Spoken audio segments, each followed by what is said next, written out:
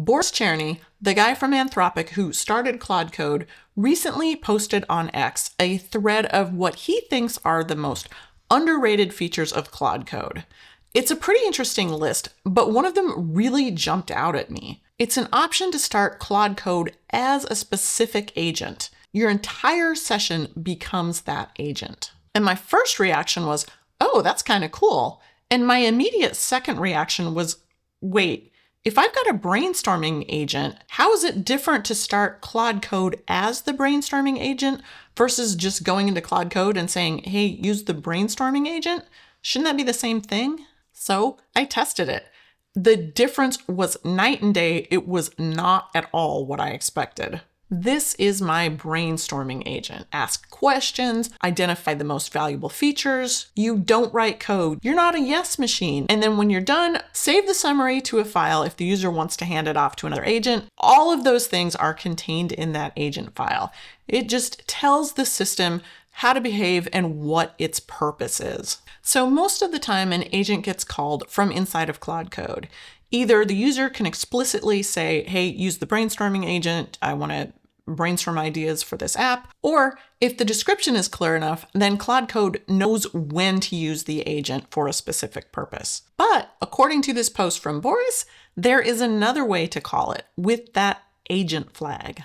So usually if I'm starting up Claude Code, I just type Claude and I hit enter and it starts up a session of Claude Code. But if you use the agent flag and then give it the name of your agent, it'll start it up with that agent as the session. I'm now going directly back and forth with the agent rather than asking Claude Code to use the agent, having Claude interpret what I'm saying, hand it off to that agent, getting some interaction with the agent, having the agent hand it back to Claude Code, and then coming finally back to me. So my question was, is this going to be something that I can feel? Is that difference going to be tangible? So I took the same prompt and I asked both versions of the agent to do the same thing. Basically, I want to build a website for my YouTube channel. I don't really have any specific ideas. I don't want to close any doors. I just want to make sure that I'm not building myself into a corner somehow. And it came back with a lot of great questions and it felt like a conversation.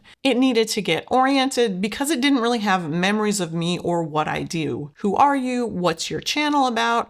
When you say professional website, do you mean professional or do you just mean you want a little personal website where you can put ideas up? I gave it a bunch of information about me and sort of some thoughts about where I might or might not want to take this website. In general, it tried to take in as much information as it could and then gave me some advice. Oh, I think you might want 2 or 3 pages max.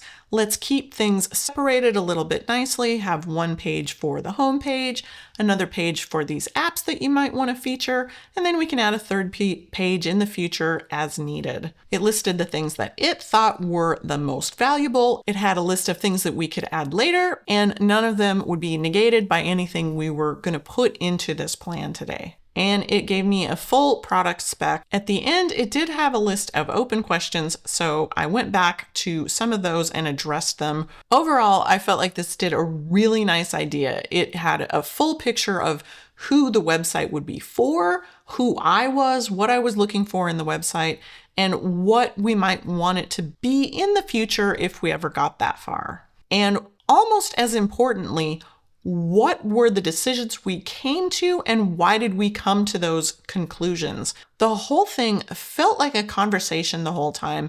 And one of the really nice things, I never felt that pressure of, sometimes when you're using Claude Code and it asks you a few questions and says, okay, are we ready to get to work? And you're like, no, hold on. I didn't get that pressure to just get going and start coding. It just felt like it was there to hang out with me, ask questions or answer questions as long as I needed to. And that's important. The reason it stayed focused is because that's all it knows how to do. That constraint is actually its best feature. So next up, I opened another project. I opened Claude Code like I usually do, and I asked it to use the brainstorming agent to help me plan. I gave it the exact same prompt that I had given the previous one. That brainstorming agent then went on to ask me a handful of questions that I answered as close as possible as I could to the previous session. But the interesting thing is, once that was done, that agent marked itself as finished and handed everything back to Claude Code. So you can even see here where the handoff happened. The Brainstorm doc is saved in this markdown file, which is what I asked for, but I didn't get that summary from the agent. This is Claude Code talking again. It's interpreting that file that was handed back and giving me the headlines. It basically recommended everything to me. It didn't ask how many pages I wanted. It didn't ask me what kind of layout I wanted.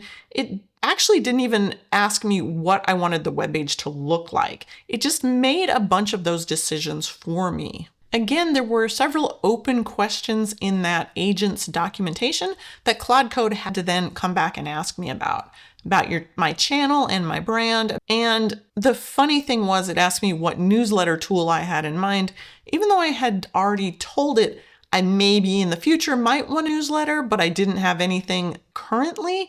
It sort of lost that information somewhere in the translation from Claude Code to agent, agent to Claude Code to me. So there was definitely sort of a gap in the information flow. But Claude Code went on to ask me a couple of other questions because it was reinterpreting that data from the agent.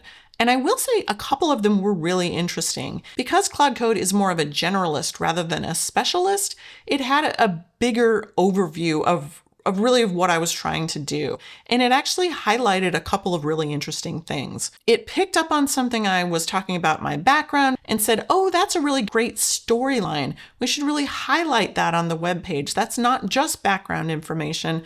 That could be kind of featured. And so it had a bigger vision picture than the brainstorming agent did. And that's when I really started to understand the difference. Starting the agent with the agent flag is like going into a doctor's office. You're sitting there with a specialist, you're having a conversation, you're having back and forth, and the person that has that specific knowledge that you need is sitting there having a conversation with you. Going into Claude Code and then asking it to use an agent felt more like when you go into a doctor's office and they sit with you for 5 minutes and then they make a big note and they hand it off to their assistant and they say, thanks, I'll see you later. And then the assistant says, okay, I'm going to read over the doctor's notes and I'll have a few more questions for you. You can ask me anything you like. It felt like I got just a few minutes with the specialist and then I was sort of handed off to this assistant, to this generalist. Now, just like in real life, the assistant can be really helpful and sometimes knows things that the specialist doesn't. So it's not that one is better or worse, it's just that they are really different experiences. So next came the part that I didn't expect. I had built out an architect agent and I wanted to run that same experiment with the architect agent. So I came in and started Claude with the architect agent. And I told it, you've got notes in the docs directory on a website we want to start building. So it started out great. It found the documentation, it asked a couple of technical questions, and asked if I had photos or logos that I wanted to put on the website. Once I had all that in place, I gave it the go-ahead and it started building. And that's when it started running into problems. It gave me a long list of things that I needed to do. It was really hampered because it was only allowed to do the things in that very tightly scripted agent specification file. It couldn't reach around and do a lot of the things that you would normally expect Claude Code to be able to do. So basically, I had a lot of back and forth of creating directories that I wasn't used to creating, renaming files, and just having a whole bunch of general errors. In the end, it didn't look great, and I tried to work with it to get it to look at least halfway decent, but it just couldn't figure out what I was even asking it to do or why I might need those changes. So conversely, back in the project where I was just running regular Claude Code and I said, I think we're ready to build, let's use the architect agent to do that, it was off and running with no problems. The agent did ask me again a couple of technology specification questions, and then it just took off and started working. And because this was the agent running inside of Claude Code, Once the architect was done architecting, Claude Code took over and was able to create all of the directories that it needed. It started the server, it checked to make sure everything was running, and then it all looked okay. This was really the flawless Claude Code experience that we've all come to know and love. And so that's when it kind of clicked for me. Starting an agent with the agent flag is really, really powerful when the specialist that you're creating is really different from Claude Code. So this might be a brainstormer or a researcher or an interviewer or an adversary. Any area where you want Claude to not be a coding specialist for a little while. So here was my takeaway from all of this. And Boris has actually talked about this in other interviews. He mentioned that he thinks of coding as a series of phases: the specification, the development, the refinement, the testing. Each phase is different and benefits from a different mind, a different specialist. You can put all the specialists together and get a much better result than you would from just giving everything to a generalist. And obviously, he's thought a lot about this, way more than I have, but it definitely lined up with what I found. It felt like starting with a specialist and having it do very specific pieces of the process worked really well. But then handing those pieces back to the generalist, Claude Code, and letting it take a second pass at the broader picture, things that might have been missed, really fills in the gaps that the specialist might have missed. There is one more thing that's worth mentioning really quickly. When you are specifying the agent, up there in that top matter, you can actually specify what model it's constrained to use. So for some things, you might really not need the Opus model. You might be able to use the Haiku model if you're just doing generic research or quick web lookups. So if you're one of those people that has been running into rate limits recently on Claude Code, that might really help you out. That way you don't have to remember to keep switching back and forth between models when you go into Claude Code every time.